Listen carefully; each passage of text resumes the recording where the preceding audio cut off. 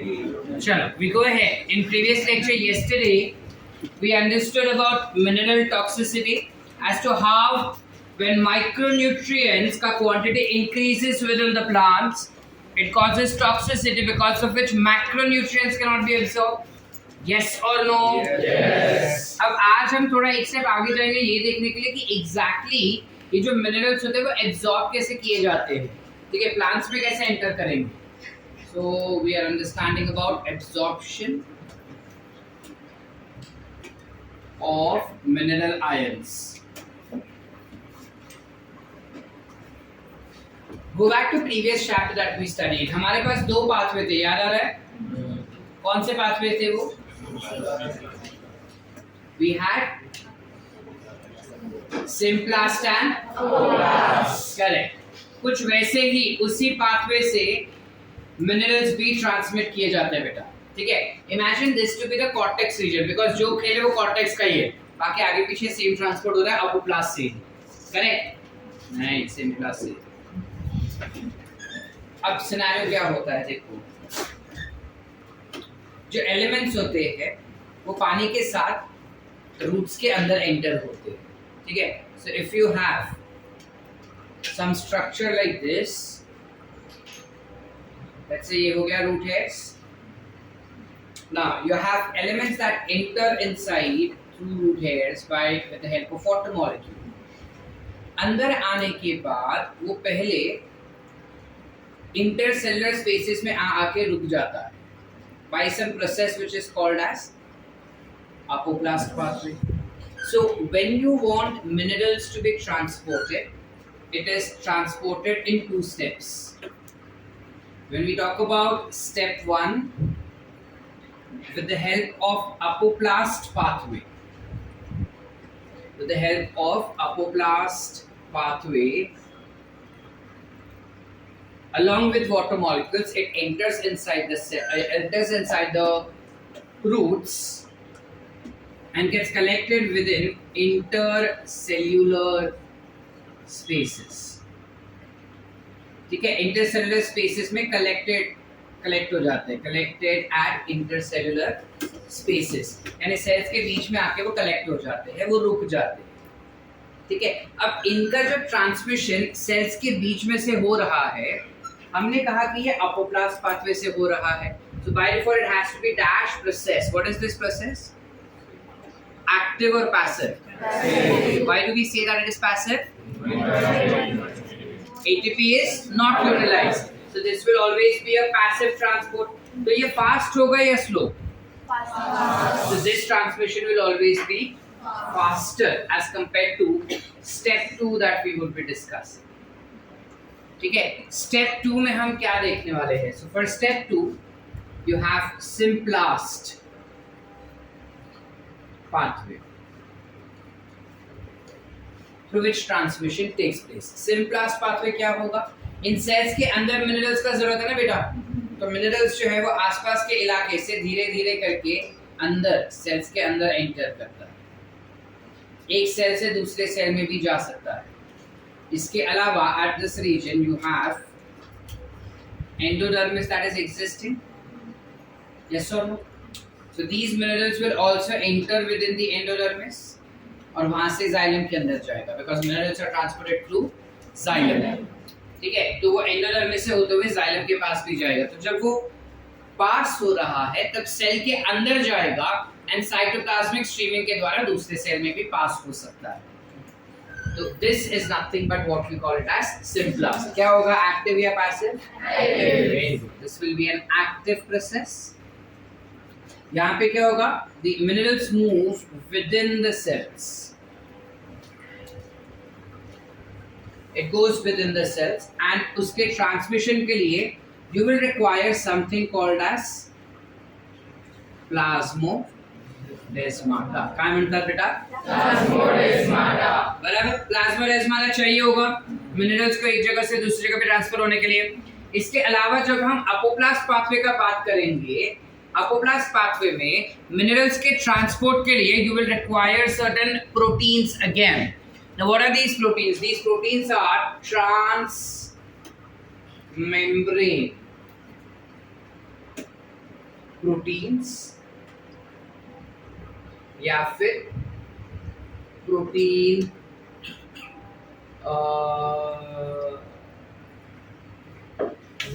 Intercellular proteins या ion channels, that is protein ion channels. ठीक है, you require something called as transmembrane protein or you require something called as ion channels which help in their transport. ये चीज हमें याद रखनी है कि जब कभी भी मिनरल आयंस ट्रांसपोर्ट होता है through roots by apoplast pathway, तो जो सेल्स होते हैं उनके सरफेस पे कुछ प्रोटीन्स होता है जो उनके ट्रांसपोर्ट में हेल्प करेगा. ये प्रोटीन्स आयन चैनल्स भी हो सकते हैं और ट्रांसमेम्ब्रेन प्रोटीन भी हो सकते हैं. आइडियली ट्रांसमेम्ब्रेन प्रोटीन और आयन चैनल्स कुछ ऐसे केमिकल्स है जो बाहर से एलिमेंट्स को अंदर लाने में हेल्प करेगा और अंदर से एलिमेंट्स को बाहर जाने में हेल्प करेगा. तो जब एलिमेंट्स अंदर या बाहर होता है, you call this particular movement as flux. काय म्हणतात बेटा? जर सेल्सचा आत हे मिनरल्स गेले असेल तर त्याला आपण म्हणणार इनफ्लक्स. सेल्सच्या बाहेर आले तर त्याला आपण म्हणतात इफ्लक्स. आउटफ्लक्स नहीं बोलेंगे बेटा, we call it as efflux. So either there is influx or there is efflux. Influx यानी सेल के अंदर गया है, efflux यानी सेल्स के बाहर आया है. ठीक है, तो पहले इनिशियली वो दो सेल्स के बीच में आ जाएगा. Then with the help of transmembrane and ion channels, transmembrane proteins and ion channels, these particular minerals will enter within the cells. जैसे वो सेल्स के अंदर आया, अब सेल्स के अंदर आने के बाद एक सेल से दूसरे सेल में ट्रैवल करेगा with the help of symplast pathway, और उस ट्रैवल के लिए यू विल रिक्वायर प्लाज्मोडेस्माटा. समझे बेटा? तो जब सेल्स के अंदर मिनरल्स आए तो उससे हमने कह दिया और फिर वो एक सेल से दूसरे सेल में ट्रांसफर है तो उसे कह दिया. आसान हो गया? Everyone yes or no? Yes. So this is how minerals are transported. Now you doubts है. Now you all use your brain and tell me one answer. सबसे ज़्यादा minerals कहाँ पे पाए जाएंगे? What is the largest reservoir of minerals? Minerals कहाँ पे ज़्यादा? अगर मैं सोडियम बोलूँ, चलो सोडियम आयन से पोटेशियम आयन, सबसे ज़्यादा कहाँ पे देखने मिलेगा अपने को? जोर से बोल. सॉइल में देखने मिलेगा. बस एनसीईआरटी वही बता रहा है, 5 मार्क्स मिल गए अपने को. Soil is the largest reservoir of minerals. Why do we say that so? Is because पुराने बहुत समय पहले, बहुत समय मतलब कितना समय सर? 4.5 बिलियन ईयर्स अगो, जो बहुत ज़्यादा हो जाता है. 4.5 बिलियन ईयर्स अगो जब धरती बनी थी, उस समय पे काफ़ी सारे एलिमेंट्स जो थे वो हमारे धरती के ऊपर और अंदर की तरफ सेडिमेंट हो गए थे. तो जब वो धरती के ऊपर और अंदर की तरफ is a different context all together, लेकिन धरती के ऊपर जब वो सेडिमेंट हुए, they got sedimented in the form of rocks. ये रॉक्स टूटना शुरू हो गए eventually over the period of time. जैसे जैसे समय आगे गया वैसे ये रॉक्स जो वो टूटना शुरू हो गए बेटा. जैसे ये रॉक्स टूटना शुरू हो गए वो मिट्टी बन गए, और मिट्टी बन गए तो सारे एलिमेंट्स जो उसके अंदर थे वो मिट्टी में आ गए, और इस वजह से आज हमको मिट्टी में सबसे ज्यादा मिनरल्स देखने को मिलते हैं. Are we clear? यस और no? Yes. Do we find minerals in earth's crust? Yes. जितने भी हैवी एलिमेंट्स रहेंगे वो सारे हैवी एलिमेंट्स अर्थ के क्रस्ट में चले गए थे ग्रेविटी की वजह से. Are we clear? समझ पा रहे बेटा? अब इन एलिमेंट्स को जब हम हमारे बॉडी में लेते हैं, चाहे हम ले या चाहे प्लांट ले, मतलब अगर मैं बोलूँ कि इस वक्त आदित्य के बॉडी में बहुत सारा नाइट्रोजन है, it is very important that whatever nitrogen that he has taken goes back to the environment, because nitrogen का लार्जेस्ट रेजर्वोयर क्या होगा बेटा? Where do you find nitrogen? हवा में कितना प्रतिशत? बराबर. मतलब अगर हम सांस ले रहे हैं, नाइट्रोजन गया है अंदर अपने, but we don't utilise that, do we? No. Who is capable of utilising that? Plants? No, not even plants are capable of utilising that. But we know that plants and animals both require nitrogen in the largest quantity. Why? Because we require proteins for our body structure formation. English बोला, देखो हमारे आसपास nitrogen बहुत भारी मात्रा में होता है, ठीक है, और हम अगर सांस लेते हैं ना तो नाइट्रोजन हमारे बॉडी में जाता भी है, लेकिन सिद्धांत हम उस नाइट्रोजन का इस्तेमाल नहीं कर पाते। क्यों नहीं कर पाते बेटा? बिकॉज वो इनऑर्गेनिक फॉर्म में होता है। तो क्या प्लांट्स उसका इस्तेमाल कर पाते हैं? नहीं, प्लांट्स भी इसका इस्तेमाल नहीं कर पाता। कुछ ऊपर वाले ने ना ये देन कुछ स्पेसिफिक ऑर्गेनिज्म को ही दिया है, ठीक है, ऊपर वाले ने सबको ये काबिलियत नहीं दी है कि वो हवा का नाइट्रोजन इस्तेमाल करके अपने बॉडी का स्ट्रक्चर बना सके। ये काबिलियत सिर्फ और सिर्फ नाइट्रोजन फिक्सिंग बैक्टीरिया के पास है। समझ पा रहे? यानी सिनेरियो क्या होगा बेटा? हवा में नाइट्रोजन N2 फॉर्म में है, which gets converted to form what? NH4, let's say NH3, चलो अमोनिया में कन्वर्ट हो जाएगा वो।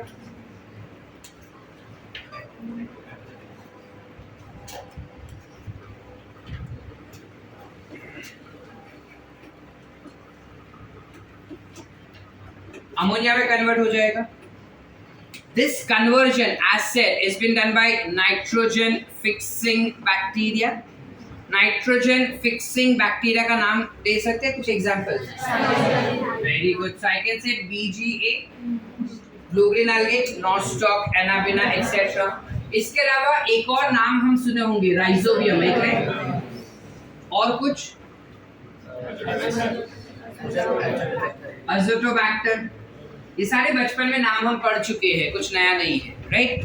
ये सारे nitrogen fixing bacteria perform a particular function to what you call it as nitrogen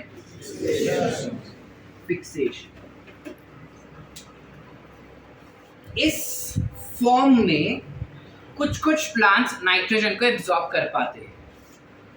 ये फॉर्म जब सॉइल में जाएगा तब बैक्टीरिया होते हैं जो इसको कन्वर्ट करते हैं into NO2. It converts it into NO2, which is nitrite. काय असतात हे? Nitrite. Nitrite further gets converted to form nitrate, which is NO3. It gets converted to nitrate. क्या? Nitrate. Are we clear? Yes or no? Yes. ये जो conversion है, इस process को हम कहते हैं nitrification. You call this process as nitrification. Are we clear बेटा? ये कन्वर्जन करने के लिए और ये कन्वर्जन करने के लिए बैक्टीरियाज का जरूरत पड़ता है। These set of bacteria cannot perform this function. और ये फंक्शन जो बैक्टीरिया करते हैं वो ये नहीं कर पाएंगे। So काफी स्पेसिफिक फंक्शनल रोल्स होते हैं। Conversion of ammonia into nitrite is being done by certain bacteria like Nitrosomonas, Nitrobacter. Whereas conversion of nitrite into nitrate, this has been done by Nitrococcus. Okay, this conversion is been done by someone called as Nitrococcus. Are we clear up till here? This will be Nitrobacter and this will be Nitrococcus. Clear है बेटा यहाँ तक? चले आगे। इन bacterias को भी एक नाम दिया गया है, These are called as nitrifying bacteria. जैसे ये नाइट्रोजन फिक्सिंग बैक्टीरिया हो गए, ये नाइट्रिफाइंग बैक्टीरिया हो गए, ठीक है। थोड़ी देर पहले हमने कहा कि ये जो बैक्टीरियाज है which are performing nitrification cannot perform nitrogen fixation. Those that perform nitrogen fixation cannot perform nitrification. Why is that so?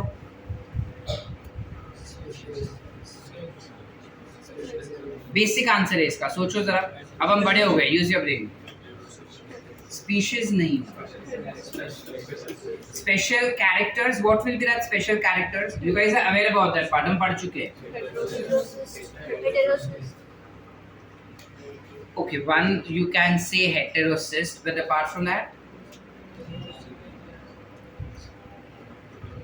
heterocyst is present with cyanobacteria. What about rhizobium? Rhizobium don't have heterocyst in them. Neither do azotobacter have heterocyst in them. Very easy, very basic. Starch gets broken down by? Starch gets broken down by? Why not pepsin? Why not pepsin? Enzyme is specific. Nitrifying bacteria जो है उनके पास specific enzyme होते हैं जो ये काम ही कर सकता है. उनके पास नाइट्रोजन फिक्सिंग एंजाइम्स नहीं होते बेटा. जबकि जो बैक्टीरिया नाइट्रोजन फिक्सेशन करता है उनके पास नाइट्रिफिकेशन वाला एंजाइम नहीं होगा. समझ पा रहे हैं कि नहीं समझे? प्रतीक्षा करते हैं सारा. लास्ट बेंच पे बैठे अपन, दिखता है लेकिन फिर भी मेरे को समझा या नहीं? पक्का? चले आगे बेटा. आगे क्लियर? एक बार ये बन गया. जनरली नहीं, मोस्टली प्लांट्स जब नाइट्रोजन को एब्जॉर्ब करता है ना, वो हमेशा इस फॉर्म में एब्जॉर्ब करता है. What is this form? इस फॉर्म में भी करता है बट थोड़ा कम होगा. Mostly it will be in this form. This nitrate further gets converted to nitrogen again. So if you observe this process correctly, this was reduction reaction, whereas this will be also a because oxygen nikal raha. So this is entirely a reduction reaction, जिसमें this process over here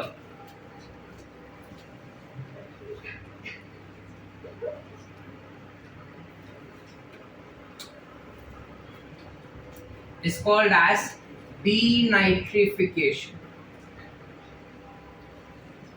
इसे हम कहेंगे बेटा denitrification. ये process anaerobic होता है. Actually पूरा ही anaerobic होता है बट हम सिर्फ इसी का एनसीईआरटी ने बताया तो हम यही बताएंगे. ये प्रोसेस एनारोबिक होता है इस वजह से जो बैक्टीरिया ये प्रोसेस करेगा वो खुद भी क्या हो जाएगा? एनारोबिक बैक्टीरिया जो ये प्रोसेस करता है उनके एग्जांपल्स अगर हम लेंगे तो you can take an example of something called as Pseudomonas. Denitrificans. You have a bacteria called as Pseudomonas denitrificans. You can have a particular bacteria called as Thiobacillus.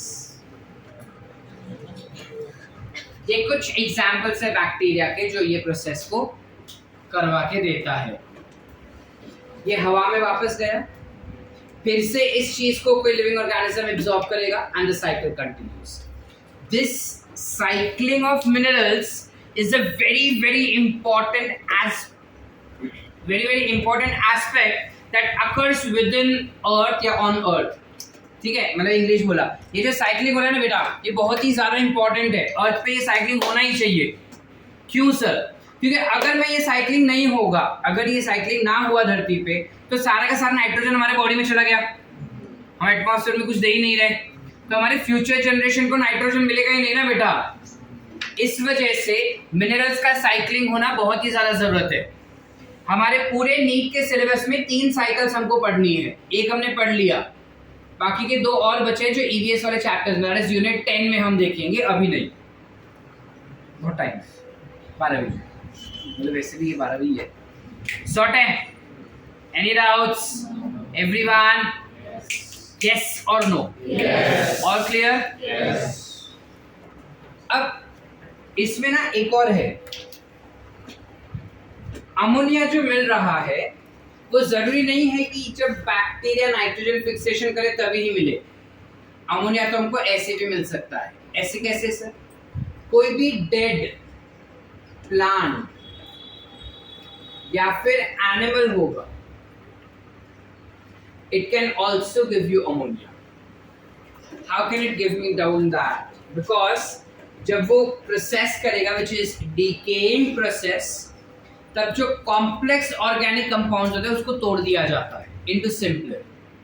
During decomposition of plants or animals, मतलब suppose मैं मर गया, मर के मेरे को गाड़ दिया, तो मेरे आसपास काफी सारे बैक्टीरिया फंगस ग्रो हो सकते हैं मेरे बॉडी पे। जब ये आसपास बैक्टीरिया और फंगस ग्रो होंगे तो ऑब्वियसली मेरे बॉडी का सारा प्रोटीन, सारा फैट, सारा कार्बोहाइड्रेट सबको तोड़ेगा वो, और तोड़ तोड़ के चीजें जो है सॉइल में डालते जाएगा, जिनमें से हमको एक चीज मिल सकता है विच इज अमोनिया। जब अमोनिया इस प्रकार बनता है तो इस प्रोसेस को हम कहते हैं ammonification. We call this process to be as ammonification. Are we clear, beta? Yes or no? Yes. Everyone, what is ammonification? When you obtain ammonia by decaying of dead living matter is called as ammonification. I can obtain ammonia by one more process. What is that process? अरे हाँ, जब तुमको कोई concept समझा है, have confidence in yourself कि हाँ मेरे को ये समझ गया, सो आंसर करते समय डरो मत। तुम गलत भी हुआ तो क्या होगा, ज्यादा से ज्यादा आसपास वाले लोग हंसेंगे, तुम उन पे हंसोगे, एटलीस्ट तू बोले तो से, वो तो चुप होके डर के बैठ गया कोने में। ठीक है, तो जो आता है आंसर, हमको लगता है ये आंसर हो सकता है, बिंदास चिल्ला के बोलो, ज्यादा से ज्यादा 2 ताने मैं मारूंगा और क्या होगा। Have that confidence in yourself of what you've understood. देखो अगर तुम गलत होगे तो तुमको करेक्ट किया जाएगा, बोलोगे ही नहीं तो अकल में तो हमेशा गलत ही रहोगे ना। यस और नो? हम पेपर में भी जब आंसर्स मार्क करते हैं तो जो आंसर हमने मार्क किया है और वो गलत गया है वो हमको याद रहता है, लेकिन जो हमने छोड़ दिया उसका हम आंसर्स देखते ही नहीं मोस्टली, है ना पूर्वा? तो जब हम आंसर्स ही नहीं देखते तो वो हमको कभी याद ही नहीं रहता। नेक्स्ट टाइम वापस टेस्ट में अगर सेम क्वेश्चन आएगा ना, फिर से तुम छोड़ के आ जाओगे, समझे? That doesn't mean I am asking you to mark all the questions. I am asking you to find answers and know what answer should have been there for that question. ठीक है, तो पार्थ का लूट उठ के सारा मार्क कर देगा 90 का 90 और बोलेगा सर मी सांगितलं, सगळे मार्क करा आणि बघा कोणते रॉन्ग गेले। ठीक है बेटा, समझ पा रहे इतना? पूरा साइकिल क्लियर है? I know you all don't have your books right now with you all. Whatever book you all have, उसके last page पे, front page पे, wherever you find space, खाली ये साइकिल लिख दो बेटा, just this cycle, because ये cycle NCERT में नहीं दिया। NCERT में जिस तरह से दिया है वो थोड़ा elaborate है, ये काफी कंसाइज करके पूरा कॉन्सेप्ट एक साथ बता देगा। तो नीट एग्जाम के खाली इतना भी अगर हम याद या देख के चले जाएंगे ना तो काफी इजी हो जाएगा हमारे लिए। There are lots of bacteria which are capable of performing nitrogen fixation. We need to make a list of all those nitrogen fixing bacteria. Now these nitrogen fixing bacteria can be symbiotic or free living. इसका क्या मतलब हुआ कि अगर कोई bacteria symbiotic है तो वो प्लांट के साथ चिपक के रहेगा उसके अंदर ही, इसे हम कहेंगे सिम्बायोटिक। और जो सिम्बायोटिक एसोसिएशन में ही नाइट्रोजन फिक्सेशन करेगा will be called as symbiotic nitrogen fixers. और जो बिना सिम्बायोसिस के भी फ्रीली रह के भी नाइट्रोजन फिक्सेशन कर सकेगा will be free living nitrogen fixers. Are we clear, beta? Yes or no? Yes. So these are list of certain bacteria which helps us in doing that. Like for example, free living aerobic bacteria where you have Azotobacter and Vigilance. Free living anaerobic bacteria will have Rhodospira. You also have Cyanobacteria, which is a special class of bacteria that performs nitrogen fixation, which are generally free living in nature. Example is Anabina and Nostofa. और भी होते हैं, हमें ये 2 NCERT में दिए, हम 2 ही याद रखेंगे, बाकी नहीं याद। ठीक है, इसके अलावा कुछ बैक्टीरिया ऐसे होते हैं जो सिम्बायोटिक एसोसिएशन दिखाते हैं। मीनिंग देखो, अगर वो बिना रूट में ग्रो कर, अगर देखो बैक्टीरिया, कुछ बैक्टीरिया ऐसे भी होते हैं जो फ्रीली जी सकते हैं, लेकिन जब नाइट्रोजन फिक्सेशन करना है तब उन्हें किसी ना किसी के अंदर जाना ही पड़ेगा, बिना गए वो नाइट्रोजन फिक्सेशन नहीं कर सकते। जबकि ये वाले ऐसे हैं जो किसी के अंदर ना जाके भी नाइट्रोजन फिक्सेशन कर सकते हैं। करते हैं कि ना? किसी के अंदर नहीं भी गए ना, किसी प्लांट के अंदर नहीं भी गए, तो भी वो नाइट्रोजन फिक्सेशन कर सकते हैं। ये उस टाइप के फ्री लिविंग। लेकिन हम यहाँ पे जो पढ़ रहे हैं ना सिम्बायोटिक, वो एक्चुअली फ्री लिविंग में ग्रो हो सकता है बट नाइट्रोजन फिक्सेशन नहीं करवाएगा। Like for example you have rhizobium. Rhizobium जो होता है वो लेग्यूमिनस प्लांट के रूट्स में सिम्बायोटिक एसोसिएशन दिखाएगा, और जब वो लेग्यूमिनस प्लांट के रूट में जाके मल्टीप्लाई होगा ना बेटा, तब ही वो नाइट्रोजन फिक्सिंग कर सकता है। हावेवर अगर मैं उसको रूट्स में से निकाल के ऐसे ही सॉइल में डाल दूं, क्या वो जिंदा रहेगा सर? यस, वो जिंदा रह सकता है। क्या वो मल्टीप्लाई होगा उधर सर? यस, वो मल्टीप्लाई भी होगा, लेकिन नाइट्रोजन फिक्सेशन नहीं कर पाता। ऐसा ही एक और है जिसका नाम है Frankia. They tend to form symbiotic association with non-leguminous plant के roots. Are we clear? What are leguminous plants? All those plants that belong to family Fabaceae. ठीक है, या Leguminosae. We'll have it. यहाँ तक clear है बेटा? Yes और Yes. हमें थोड़ा और डिटेल में देखना है कि exactly ये first step जो है वो होता कैसे है. How exactly this first step occurs? Conversion of nitrogen into ammonia. Bacteria कैसे कर पाता है? अब बहुत सारे बैक्टीरिया कर रहे हैं, लेकिन हमें एनसीईआरटी के हिसाब से सिर्फ एक ही के बारे में पढ़ना है, which is, so let's try to understand about rhizobium.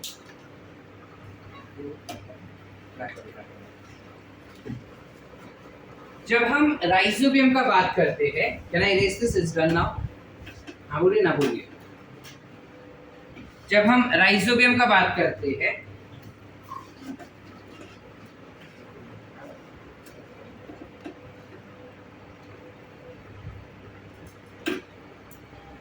ये खुद एक aerobic bacteria, which is it is an aerobic soil bacteria. किसी भी सॉइल के अंदर वो आसानी से दिख सकता है, ठीक है? However, they have nitrogenase enzyme for nitrogen fixation. ठीक है, they have an enzyme called as nitrogenase. 8 अलग-अलग एंजाइम्स होता है जो इस प्रोसेस में हेल्प करता है, लेकिन उस बेस्ट पार्ट है कि हमें उस 8 एंजाइम्स का नाम नहीं याद रखना, क्योंकि उस 8 एंजाइम को क्लब करके एक कॉमन नाम दिया है विच इज नाइट्रोजनेस। ठीक है, जैसे होता है ना कि ये जो कालिया गाय, ठीक है, ब्लैक पेन है ना,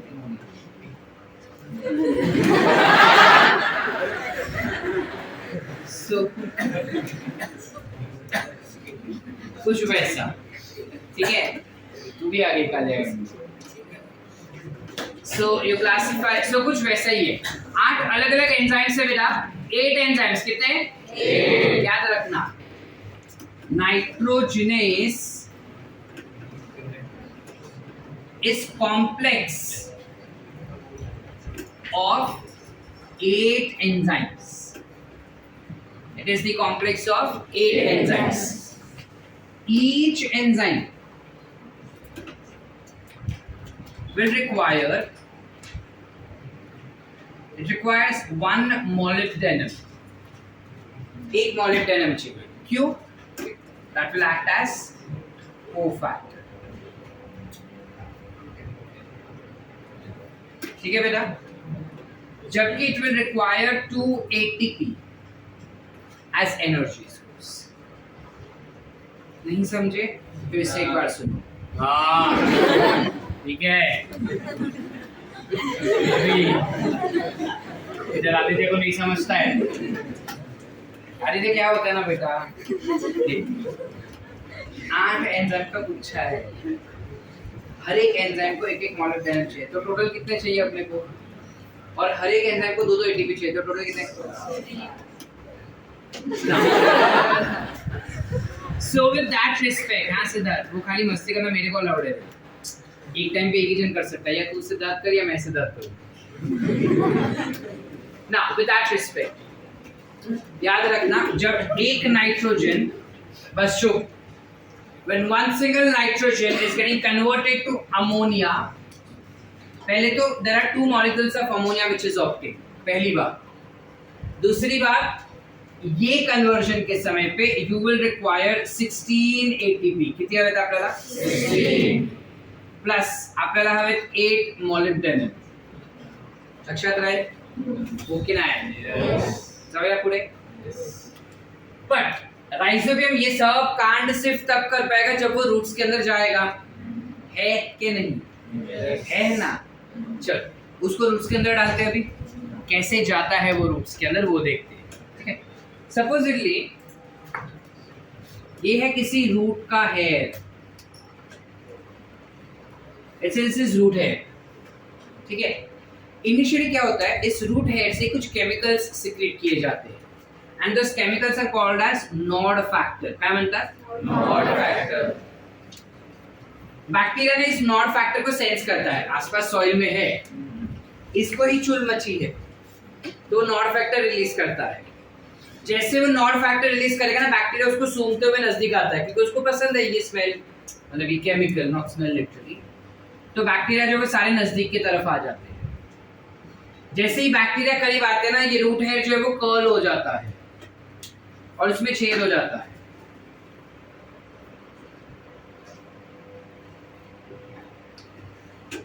रूट हेयर जो है वो कुछ ऐसे कर्ल हो जाएगा और उसमें छेद हो जाता है। जैसे ही छेद हो जाएगा, बैक्टीरिया जो है वो एक के बाद एक लाइन में ऐसे अंदर जाता है, जाता है, जाता है, जाता है, जाता है, जाता है, जाता है, जाता है, जाता है, and it will reach up till cortex region. We know what is cortex region? Yeah. So it will reach up till cortex.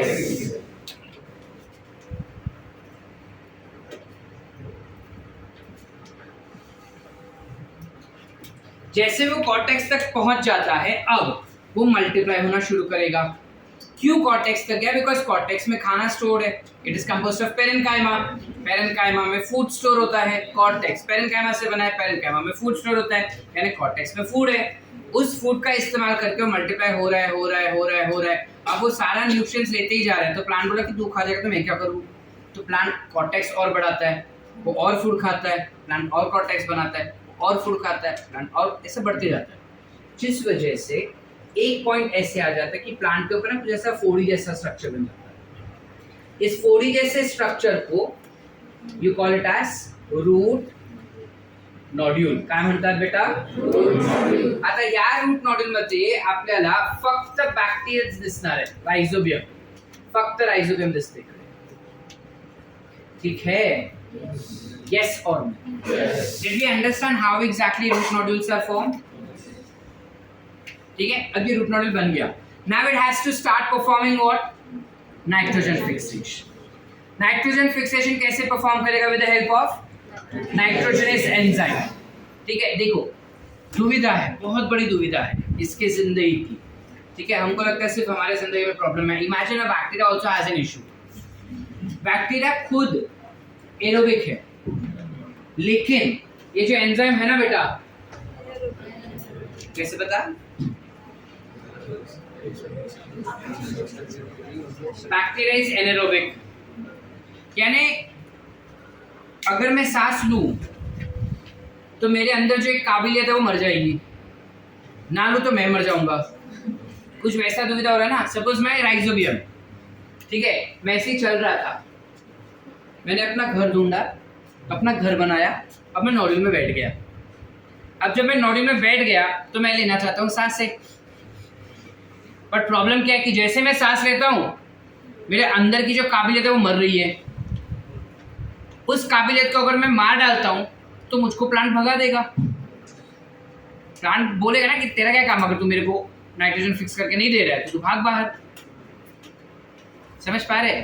Aditya ने मुझे उसके घर पे रखा ये सोच के कि सर को मेरे घर पे रखूंगा तो सर मेरे को सिखाएंगे, ठीक है।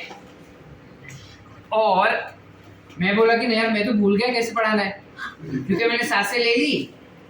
जैसे मैंने ब्रीथ किया, ऑक्सीजन मेरे बॉडी में गया तो मेरे ब्रेन सेल सारे dead, because anaerobic, they do not require oxygen. Nitrogenous खत्म, नाइट्रोजनस खत्म, मैं नाइट्रोजन फिक्सिंग कर ही नहीं पा रहा। तो वो प्लांट बोलेगा ना, सर बाहर जा, क्या काम का मेरे लिए तू। मतलब ही लोग होते हैं सब। तो ऐसा दुविधा हो गया। अब बेस्ट थिंग तुमको काफी बारी बताया गया, जहां पे अटकते हो हमको पूछो। प्लांट भी वही बोला राइजोबियम को, क्या हुआ? तो बोलते थे कि ऐसा दुविधा है, मेरे को सांसें चाहिए जीने के लिए, लेकिन जब मैं सांसें लेता हूँ तो ऑक्सीजन बॉडी में जाता है, और वो ऑक्सीजन अगर जाता है बॉडी में तो नाइट्रोजनस तक पहुंचेगा ही पहुंचेगा, और जैसे ही नाइट्रोजनस तक पहुंचेगा नाइट्रोजनस मर जाएगा, बिकॉज उसको नहीं पसंद ऑक्सीजन, और नाइट्रोजनस मर गया तो मुझको अकल देगा। तो बोलते अच्छा ऐसा है, तो ऐसा सोचते हैं। फिर बोलते चलिए काम करते हैं, तेरे दुविधा हम सॉल्व करते हैं, ठीक है। कैसे सॉल्व करेगा वो, पहले लिख लो फिर बताता हूँ। प्लांट बोलता है कि अच्छा तेरे को ऑक्सीजन चाहिए, लेकिन इतना भी नहीं कि नाइट्रोजनस को इनएक्टिवेट करे, बराबर? तो बोलता हाँ। तो बोला कि ठीक है काम करते हैं, हम ना इंसानों जैसा बिहेव करते हैं। इंसान क्या करता है, उनके बॉडी में एक्सेसिव ऑक्सीजन तो जाता है, लेकिन हीमोग्लोबिन के अंदर ही वो फंसा के रखता है। यस और no, we discussed this in respiration कि हीमोग्लोबिन 4 ऑक्सीजन मॉलिक्यूल लेता है, लेकिन 4 देता नहीं है ना, आधा फंसा के रखता है। So same thing, similarly plants में सेम चीज होता है। प्लांट्स में भी हीमोग्लोबिन बनाया जाता है, प्लांट्स खुद ही हीमोग्लोबिन बनाता है, और क्योंकि ये हीमोग्लोबिन लेग्यूमिनस प्लांट बनाता है, कंफ्यूजन को अवॉइड करने के लिए हम बोलते हैं leghaemoglobin. This acts as oxygen scavenger. Oxygen scavenger म्हणजे काय बेटा, जास्त काही असेल तर त्याला हा पूर्ण खाऊन जातोय आणि दुसऱ्यांकडे नाही, दूसरे तक पहुंचने नहीं देता है, तो उस चीज को हम कहते हैं स्कैवेंजर्स, ठीक है। बेसिकली खा जाने वाले इंसान को या खा जाने वाले ऑर्गेनिज्म को स्कैवेंजर कह सकते हैं। तो ये एक्सेसिव ऑक्सीजन को स्कैवेंज कर लेते हैं, मीनिंग एब्जॉर्ब कर लेता है। अब राइजोबियम तक उतना ही ऑक्सीजन जाएगा जितना उसको सर्वाइवल के लिए चाहिए। नाइट्रोजन फिक्सिंग के लिए नाइट्रोजन इसके पास ऑक्सीजन जाएगा ही नहीं, ठीक है। ओमकार पूछते गया तो मर जाएगा नाइट्रोजनेस, सिंपल बात। तो बैक्टीरिया मर जाएगा। बैक्टीरिया क्यों मरेगा? बैक्टीरिया नहीं मरेगा, समझे? चलो अब काम सॉल्व हो गया।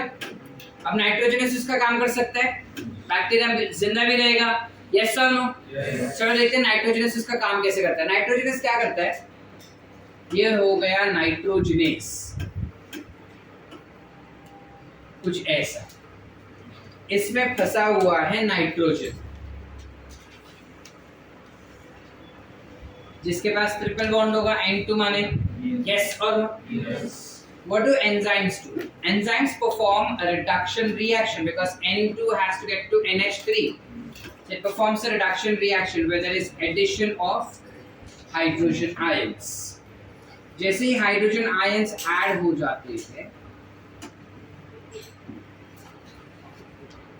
अब क्या हो जाएगा, ये जो ट्रिपल बॉन्ड है वो टूट जाएगा, और उसकी जगह पे you will have double bond.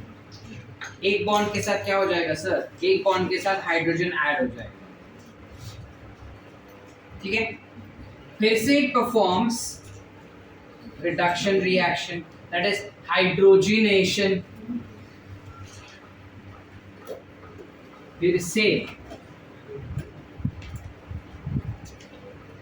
जो नाइट्रोजन होता है उसका एक और बॉन्ड टूट जाएगा। ये डबल बॉन्ड था बेटा, अब सिंगल बॉन्ड आ जाएगा और बन जाएगा NH2।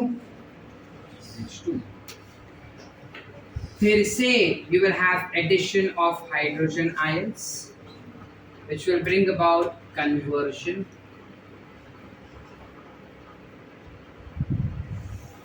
काहीतरी असं त्यात आता नाइट्रोजन फ्री असणार ना बेटा, नो बॉन्ड्स, और हाइड्रोजन चिपक जाएगा n को तो बन गया NH3 NH3, meaning from one NH2 we got two molecules of NH3. बराबर है बेटा. इन बिटवीन हमारे साथ क्या क्या हो गया? इन बिटवीन हमने इस्तेमाल किए हाइड्रोजन आयंस. कितने हाइड्रोजन आयंस का इस्तेमाल किया बेटा हमने? बताओ. कितने हाइड्रोजन लिए हमने बेटा? 6 लिए. Total 8 hydrogen ions are involve. How 8 sir? आपने तो 6 डाले हैं. करेक्ट बेटा, 6 डाले. इस एंजाइम को उसका स्ट्रक्चरल कंफर्मेशन लेने के लिए 2 एक्स्ट्रा हाइड्रोजन चाहिए. आई रिपीट अगेन, इस एंजाइम को उसका स्ट्रक्चरल ऑर्गेनाइजेशन करने के लिए, ताकि वो एक्टिवली एंजाइम का कैटालिसिस कर सके, इसलिए उसे 2 हाइड्रोजन आयंस चाहिए होते, इसलिए 2 एक्स्ट्रा डाले. एंड पूरा रिएक्शन होने के बाद वो निकाल भी देगा उसको, चिंता नहीं उस बात का. प्लस एटीपी लगेगा. कितना एटीपी लगेगा? मैंने क्या बोला? If you know the concept you understood, confidently से करेक्ट. 16 एटीपीज लगेंगे. ठीक है. Plus along with this you will require 8 electrons also, which will give rise to 2 molecules of NH3 plus. इससे मैं बोला था ना 2 वापस रिलीज हो जाएगा, तो हमने निकाल दिया 2 hydrogen ions. Plus ATP will get broken down, so you get 16 ADP plus 16 inorganic phosphate which is classified as PI. ठीक है बेटा? यस और नो? कुछ इस प्रकार नाइट्रोजन फिक्सेशन होता है और ये उसका रिएक्शन होता है. रिएक्शन भी नीट एग्जाम में पूछा जा चुका है, so make sure that we know the reaction very correctly. अब जो ये अमोनिया बन गया है, इस अमोनिया का प्लांट कैसे इस्तेमाल कर सकता है ये हमको देखना है. तो अमोनिया का अलग अलग प्रकार का इस्तेमाल किया जाता है प्लांट्स के अंदर. कैसे अलग अलग प्रकार का इस्तेमाल किया जाएगा? तो पहला एक इस्तेमाल ये होता है, ऑब्वियसली अमीनो एसिड्स बनाए जाएंगे. So you have reductive ammunition.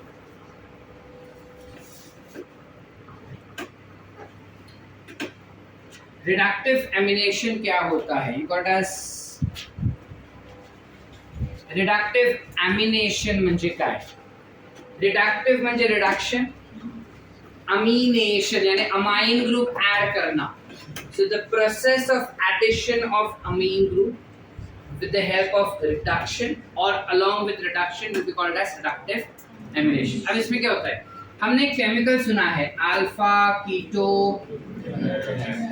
Glutaric acid, ऐकलंय ना? इस अल्फा कीटो ग्लूटारिक एसिड से हम एक अमीनो एसिड बना सकते हैं. उस अमीनो एसिड का नाम है ग्लूटामेट. सुने हैं? That is glutamic acid. सुना है? अरे हाँ के नहीं? ये जो ग्लूटामिक एसिड होता है ये किस टाइप का अमीनो एसिड है? थैंक यू, जोर से बोलो. Acidic amino acid. Alpha keto glutarate reductive है ना भाई, तो NADP DPH2 डाल दूंगा मैं.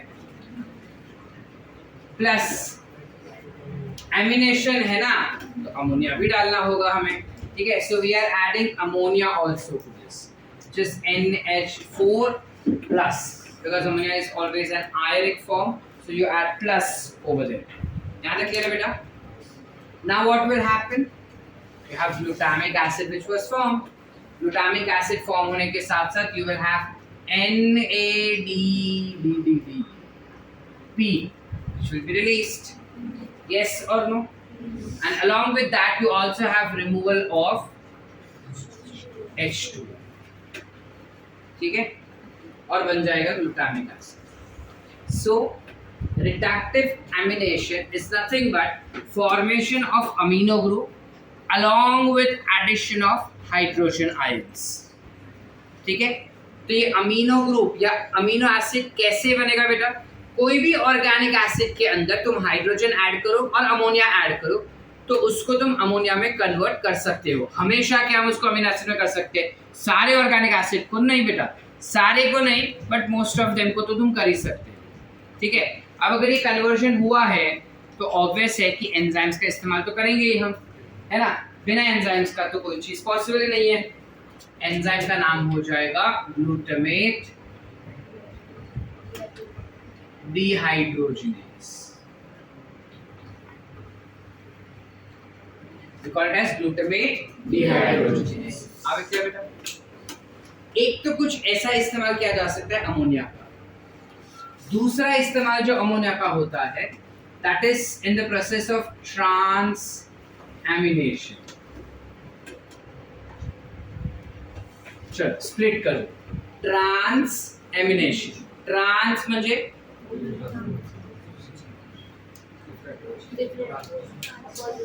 कॉन्फिडेंस, कॉन्फिडेंस, ट्रांस मतलब ट्रांसफर, एमीन शन, process, so process of transfer ammonia is transamination। ठीक है, अब इसमें क्या हो रहा है, तो यहाँ पे एक पर्टिकुलर अमीनो एसिड है, चलो I do it over here, you already have some amino acid existed।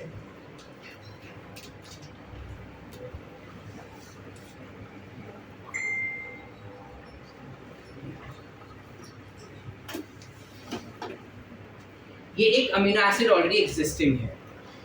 ठीक है, लेट्स से ये एक अमीनो एसिड बहुत ही भारी मात्रा में है, या फिर we will say that you have an organic acid which is present, but इस ऑर्गेनिक एसिड के पास अमीनो ग्रुप है।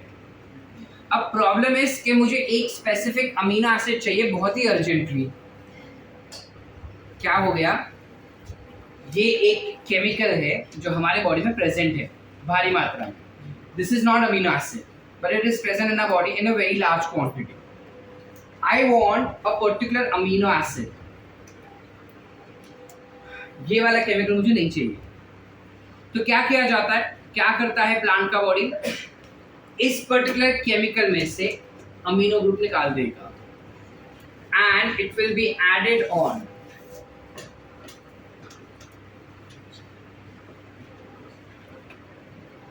It will be added on। Now here you will have my, I'll keep it minus only because there's no charge as such over here।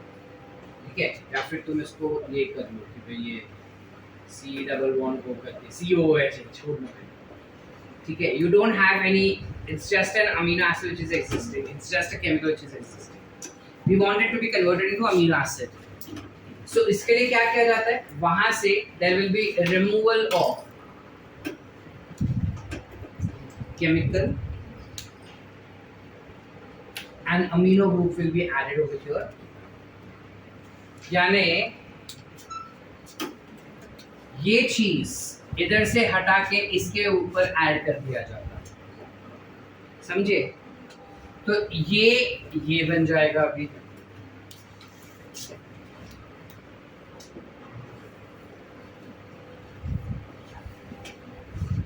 Did we understand? Sir आजू बाजू में दोनों में same ही दिख रहा है, there is no difference in that। Correct, दोनों same ही दिखता है, so let's make it a little bit more interesting than that। अब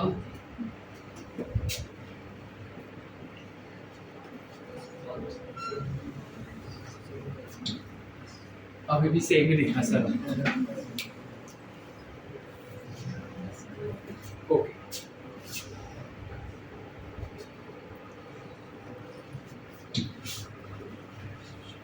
अब सेम रहे, अब चेंज हो गया,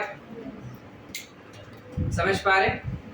एक केमिकल है जिसके पास अमीनो ग्रुप है, वो केमिकल हमको नहीं चाहिए, हमें एक अमीनो एसिड बना के चाहिए, तो उस केमिकल से अमीनो ग्रुप निकाल दिया जाता है और इसके स्केलेटन में डाल दिया जाता है।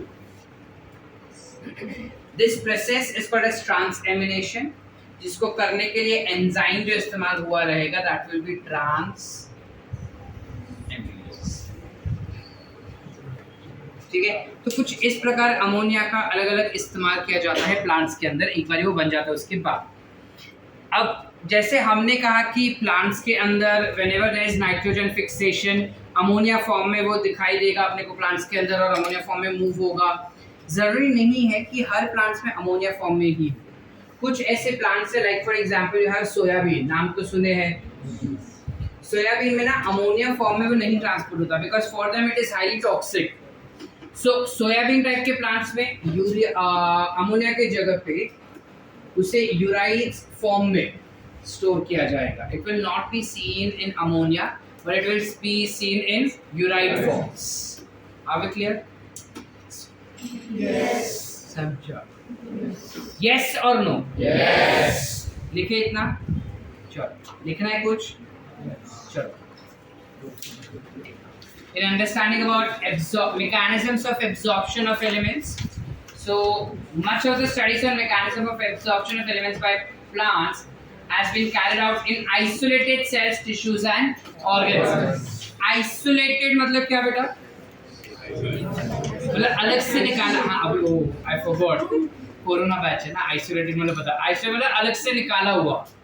ठीक है, हम रेगुलर प्लांट्स के अंदर चेक नहीं किए थे कि एलिमेंट्स कैसे ट्रैवल कर रहे हैं। हम अलग से सेल्स निकाले थे, हम अलग से टिश्यूज निकाले थे, हम अलग से ऑर्गन्स निकाले थे और फिर स्टडी किए थे कि कैसे ट्रैवल कर रहे हैं। So the studies has revealed, मतलब स्टडी हमको बताता है कि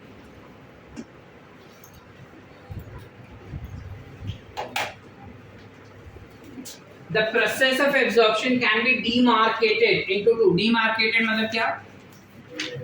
Can be marked by, restricted to two main phases. The first phase, an initial rapid uptake of ions into free space or outer space of cells, that is the apoplast, and it is always passive. In the second phase of uptake, the ions are taken up slowly into inner space, which is the symplast of the cells. The passive movement of ions, which is it is talking about first वाला apoplast वाला किधर गया? ये passive movement of ions into apoplast usually occurs through ion channels, the transmembrane proteins that functions as selective pores. Whereas, on the other hand, the entry or exit of ions to and from the symplast requires expenditure of metabolic activity and thus it is classified as active process. The movement of ions is usually called as flux. So inward movement into the cells will be influx and outward movement will be efflux. Asan beta? Now, when you have translocation of solutes and minerals, mineral salts will be translocated through xylem along with ascending stream of water. यानी नीचे से ऊपर पानी जा रहा है, वो पानी के साथ साथ minerals भी travel करेंगे, which is basically pulled up to the plant by transpirational pull. We've understood this. Transpiration pull के द्वारा जब पानी प्लांट के टिप्स तक जाता है, तब पानी के साथ साथ दूसरे मिनरल्स भी ट्रैवल करेंगे. Analysis of xylem sap shows the presence of mineral salts in it. जब xylem का अंदर का केमिकल निकाल के देखा तो उसमें अपने को मिनरल सॉल्ट्स मिले. Use of radioisotopes of mineral elements also substantiate the view that they are transported through xylem. मतलब काफी साइंटिस्ट को अभी तक संतुष्टि नहीं था कि xylem के थ्रू मिनरल्स होता है या नहीं ट्रांसपोर्ट. तो उन्होंने क्या किया, रेडियो एक्टिव एलिमेंट्स लिया और उसको पानी के अंदर डाल दिया और फिर उन्होंने ट्रैक करना शुरू किया कि ये रेडियो एक्टिविटी किधर किधर दिख रहा है. तो देखा कि रेडियो एक्टिविटी xylem के अंदर ही दिखा और कहीं पे नहीं. That means mineral ions are transported through xylem only. ठीक है. Apart from that, we know that soil is the largest reservoir for essential elements. Majority of the nutrients that are essential for growth and development of plants become available to roots due to weathering and breakdown of rocks. Weathering म्हणजे काय? टूटना basically. ठीक है, चूर-चूर होके गिरना. These processes enrich soil with dissolved ions and inorganic salts. Since they are derived from rock minerals, their role in plant nutrition is referred as mineral nutrition. याद रखना, जो मिनरल्स रॉक में से निकल रहा है उनके प्लांट के अंदर के न्यूट्रिशन वाले रोल को you refer it as mineral nutrition. Soil consists of wide variety of substances. Soil not only supplies mineral but also harbors nitrogen fixing bacteria.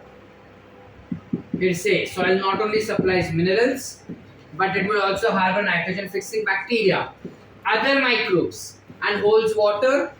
It will supply air to the roots and it will act as matrix that stabilizes the plant. Are we clear?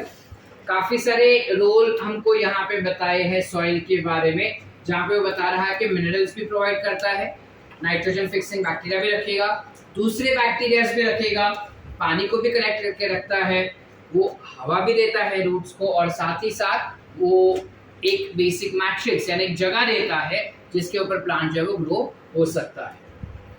Since deficiency of nutrient, the deficiency of essential minerals affects crop yield, there is often a need for supplying them through fertilizers.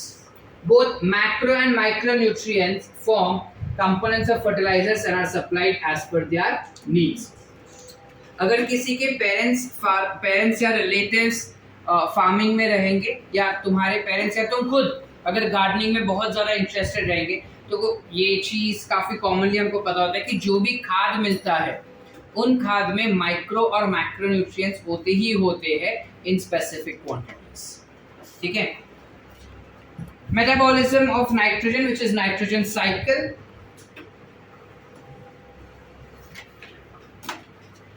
Apart from carbon, hydrogen, oxygen, nitrogen is the important prevalent element in living organisms. सबसे ज्यादा chemicals जो किसी भी living organism में दिखाई देते हैं वो हमेशा 4 होंगे, which is carbon, hydrogen, oxygen and nitrogen. Nitrogen is constituent of amino acids, proteins, hormones, chlorophylls and many vitamins. Plants compete with microbes for limited nitrogen that is available in the soil. Thus, nitrogen is limiting nutrient for both natural as well as agricultural ecosystems. ये वाला जो line है उस line को break down करके 2 line में convert किया था, और अभी वाले जो तुम्हारे सीनियर्स हैं कल के ही पेपर में उनके अंदर ये क्वेश्चन था, जहाँ पे एक स्टेटमेंट था दैट नाइट्रोजन इज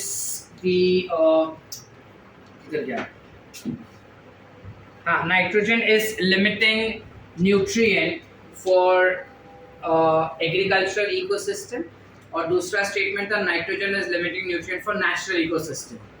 जिन जिन लोगों ने ये लाइन पढ़ी थी उन्होंने बोथ करेक्ट मार्क किया, जिन्होंने नहीं पढ़ा था उन्होंने खाली एग्रीकल्चर को मार्क करके छोड़ दिया. सो make sure that you all know what the content is. Nitrogen exists as 2 nitrogen atoms joined by a very strong triple covalent bonds. The process of conversion of nitrogen to ammonia is termed as nitrogen fixation. In nature, lightning and ultraviolet radiation provide enough energy to convert nitrogen to nitrogen oxide, which is NO, NO2 or N2O. ठीक है. Industrial combustions, forest fires, automobile exhausts and power generating stations are also sources of atmospheric nitrogen oxides. Decomposition of organic nitrogen of dead plants and animals into ammonia is called as ammonification. तो basically बता रहे हैं कि कौन से अलग अलग processes है जिससे हमें ऑर्गेनिक फॉर्म के नाइट्रोजन मिल सकते हैं. तो यहाँ पे देखो अपने को वही चीज बताया गया है. ये अपना ऑर्गेनिक इनऑर्गेनिक फॉर्म का है atmospheric nitrogen. This can be converted to ammonia by biological nitrogen fixation और by industrial fumes and etcetera it can converted to ammonia, या फिर इलेक्ट्रिकल यानी थंडरिंग वगैरह बिजली गिरेगी तभी अपने को NO2- 3- बन के मिल सकता है. आगे क्लियर? अब क्या होता है बेटा, जो अमोनिया बना है उसे NO2- में कन्वर्ट किया जा सकता है. NO2 is not absorbed by anything. It is converted to NO3 which is absorbed, that is uptaken by plant. Plant is either directly becoming dead और soil में ammonia release हो जाता है, या फिर plants को animal खा लेगा, animal जब मरेगा तब dead decay हो जाएगा और ammonia release करेगा. ये ammonia वापस N2 बनेगा, N2 से N3 बनेगा and the process continues. There can be a scenario where N3 is again getting converted to N2 with the help of denitrification process. Are we clear? मतलब हमने जो पढ़ा वही सेम है, बट हमने जो पढ़ा उसमें एंजाइम्स, उसमें प्रोसेस का नाम भी डाल दिया है, उसमें कौन से बैक्टीरिया वो काम करते हैं वो भी डाल दिया है. So that becomes an easier, concise version of the entire content that is written.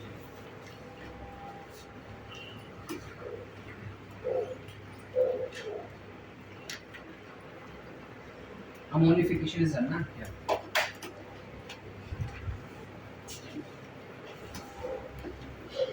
Yeah.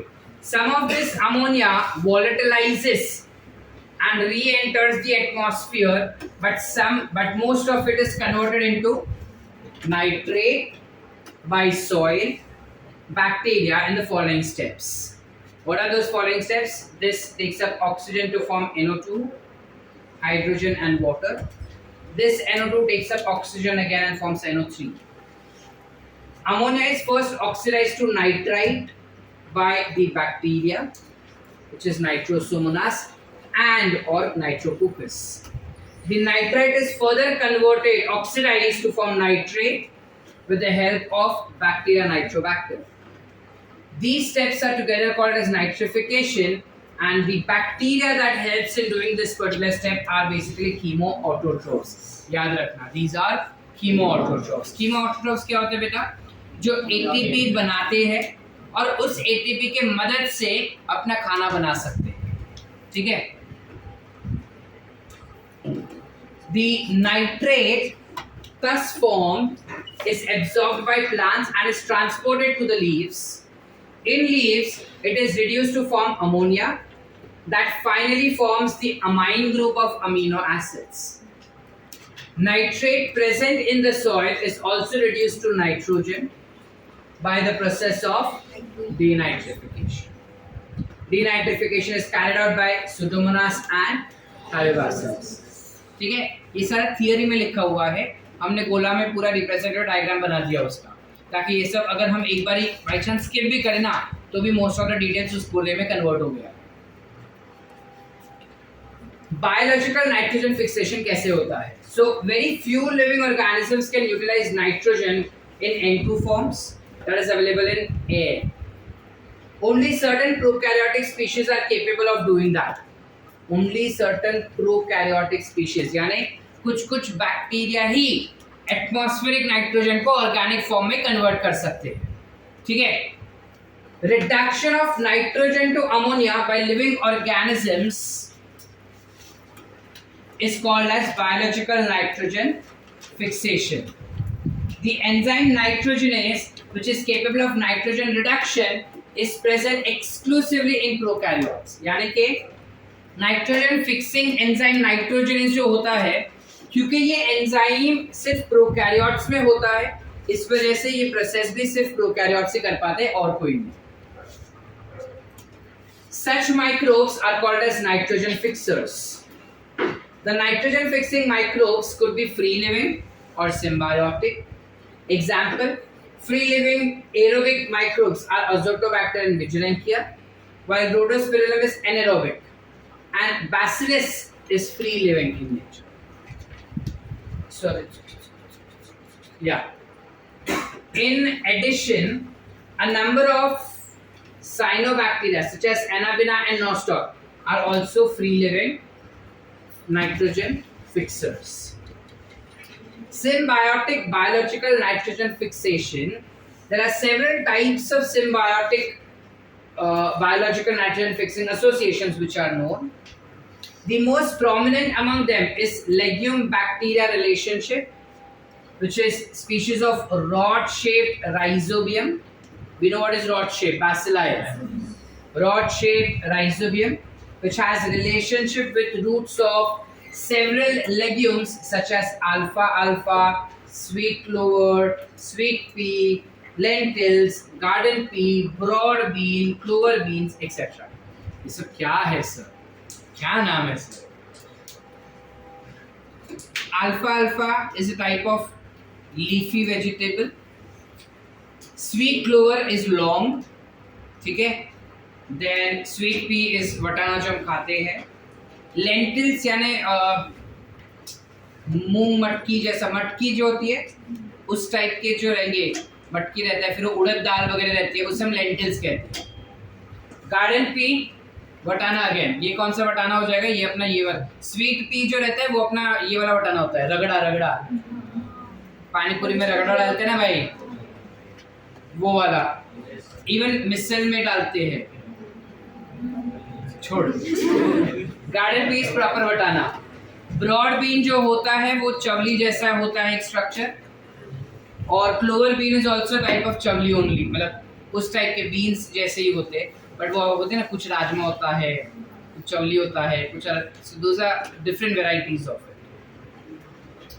इन सब के रूट्स में राइजोबियम नाइट्रोजन फिक्सिंग करवाएगा by formation of nodules. However the most common association on roots is as nodules. These nodules are small outgrowths on the roots. The microbe, like Frankia, also produces nitrogen-fixing nodule. Frankia also produces nitrogen-fixing nodules on roots of non-leguminous plant like ulmus. Both Rhizobium and Frankia are free-living in soil, but as symbionts can fix nitrogen. Uproot any one plant of the common pulse just before flowering. You will see near spherical outgrowths on the roots. छोटा फोड़ी जैसा structure दिखाई देगा जिसे हम कहते हैं nodules. अगर हम उसे कट करेंगे तो उसमें पिंक कलर दिखता है. तो पूछ रहा है क्यों पिंक कलर दिखता है? Because this is due to the presence of leguminous hemoglobin या फिर lead hemoglobin. क्या करता है वो अभी थोड़ी देर पहले ही बताया. नोड्यूल फॉर्मेशन कैसे होता है, यहाँ तक क्लियर है बेटा? How exactly nodule formation takes place? Nodule formation involves a sequence of multiple interactions between rhizobium and roots. Principal stages in nodule formation is summarized. Rhizobium multiply and colonize the surrounding roots and get attached to epidermal and root hair cells. The root hairs curl and the bacteria invade root hair. Invade यानी आतंक मचाना, चीर फाड़ करना, ठीक है. So bacteria क्या करता है, उस पर्टिकुलर रूट हेयर के अंदर छेद कर देता है और उसके अंदर घुस जाता है. An infection thread is produced carrying the bacteria into the cortex of root. यानी कि इन्फेक्शन थ्रेड मतलब क्या? मतलब जो बैक्टीरिया है ना, जब वो इन्फेक्ट करता है प्लांट को तो एक लाइन में इन्फेक्ट, मतलब वो बैक्टीरिया एक लाइन में ट्रैवल करता है, तो जब is like a thread, and that's why it is called as infection thread, मतलब बैक्टीरियल इन्फेक्शन होना.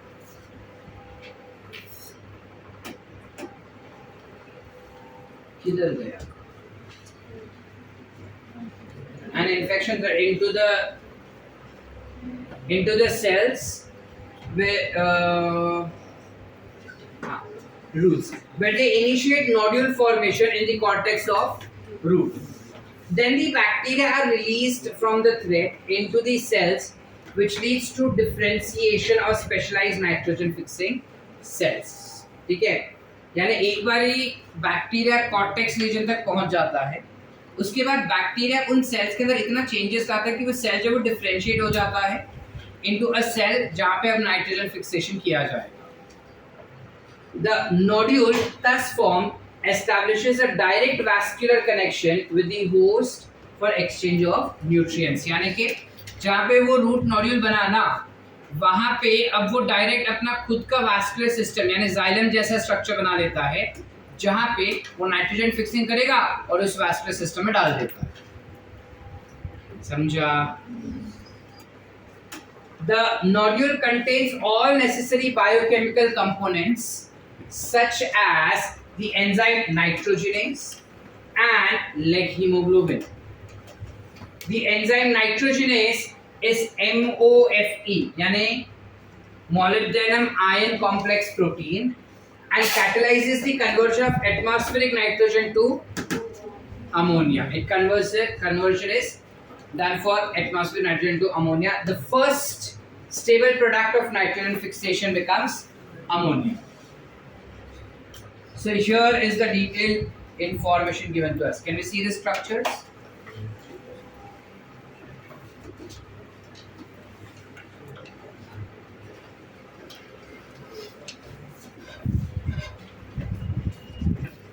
इसके लेबलिंग्स ध्यान से देखना होगा तुमको.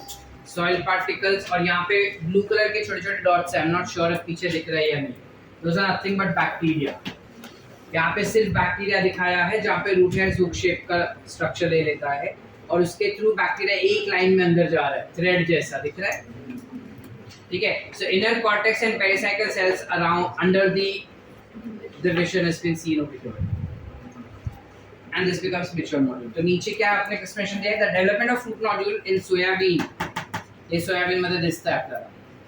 राइजोबियम फर्स्ट वाला क्या रिप्रेजेंट कर रहा है?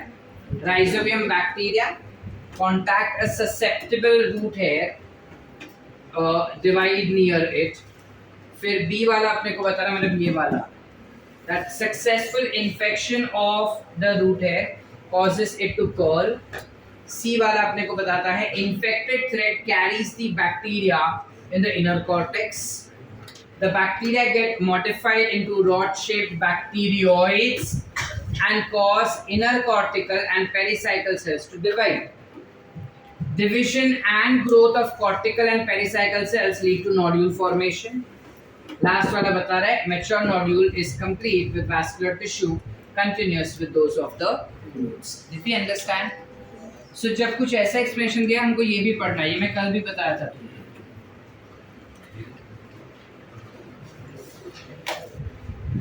चलिए next. The reaction of this nitrogen fixation is as follows. We've done this reaction. The enzyme nitrogenase is highly sensitive to molecular oxygen. It requires anaerobic conditions. The nodule have adaptations that ensure that enzyme is protected from oxygen. How is that so? To protect these enzymes, the nodule contains an oxygen scavenger which is called as like hemoglobin. It is interesting to note that these microbes live as aerobes under free living conditions. That is where nitrogenase is not operational. But during nitrogen fixing events, they become anaerobic, thus protecting the nitrogenase enzyme. So only for that specific region. You must have noticed in the above reaction that the ammonia synthesis by nitrogenase enzyme requires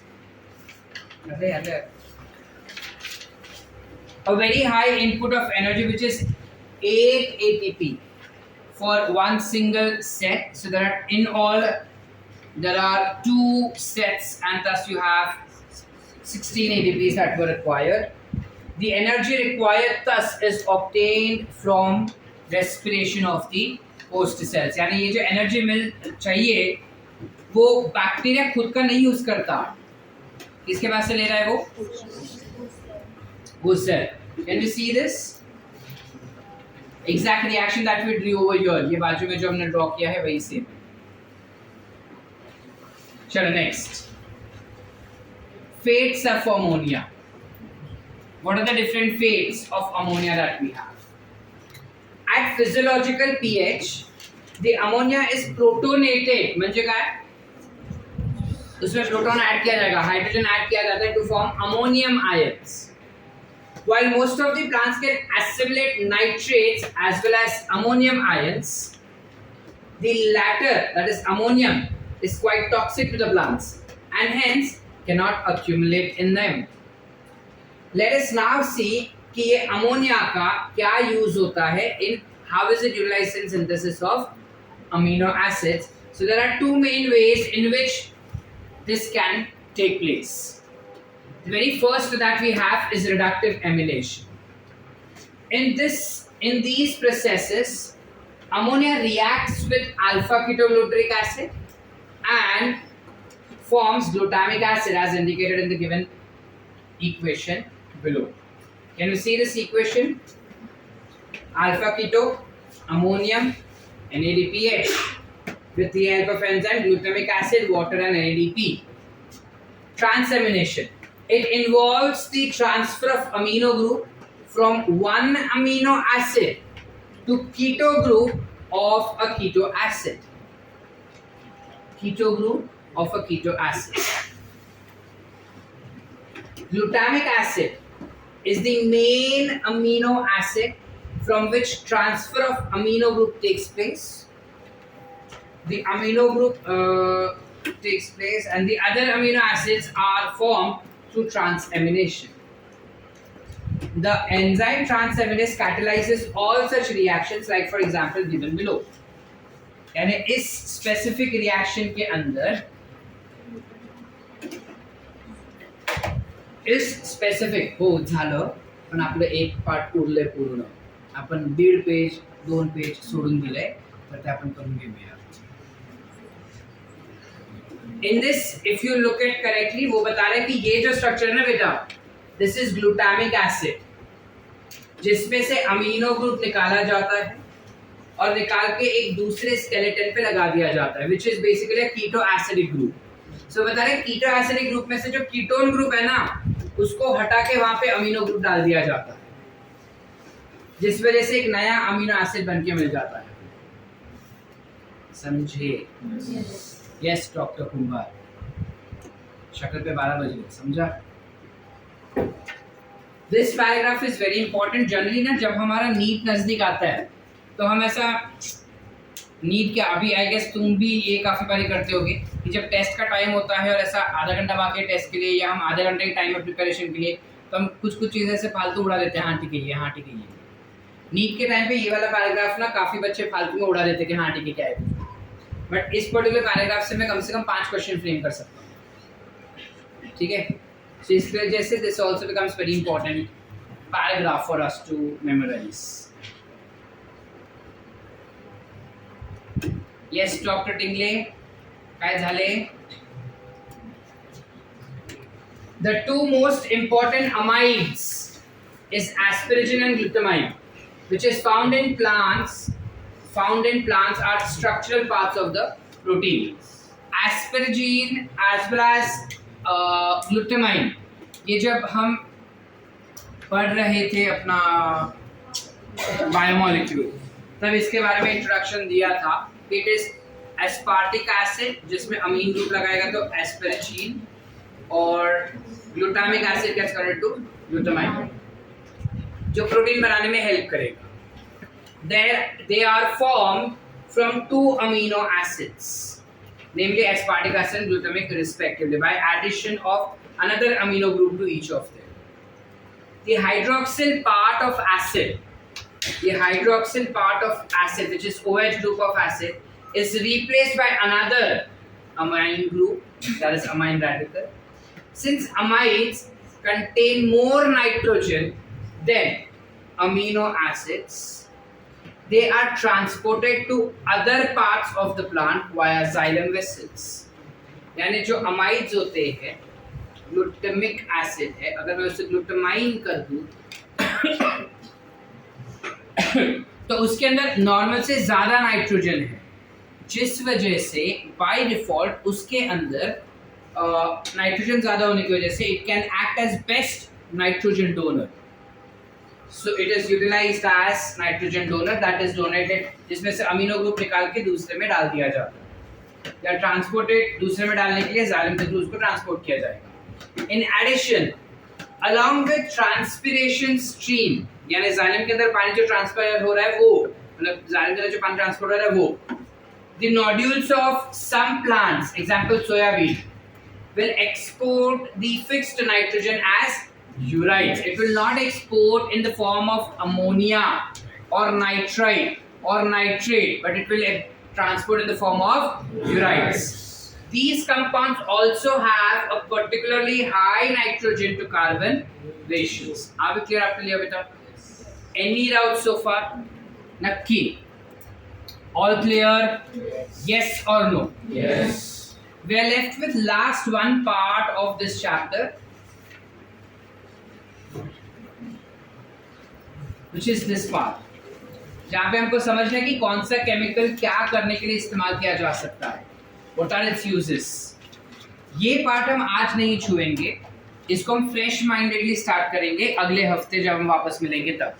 आज के लिए हम इतना ही पढ़ेंगे, ठीक है। This is a part which is absolute रट्टोफाई करने वाला पार्ट। इससे रटना ही है, कहीं पे भी कोई भी जाओ वो बोलेगा रट लो, बस ये है तो है। What is nitrogen doing? Nitrogen doing is this this this. What is calcium doing? This this this. रटना ही है, बट हम रटेंगे नहीं। हम इसको समझेंगे, हम इसको एनालाइज करेंगे और फिर हम इसे याद रखेंगे, बट हम इसको रटेंगे नहीं। कैसे वो करना है वो अगले हफ्ते हम देखेंगे, आज नहीं। क्लियर है बेटा?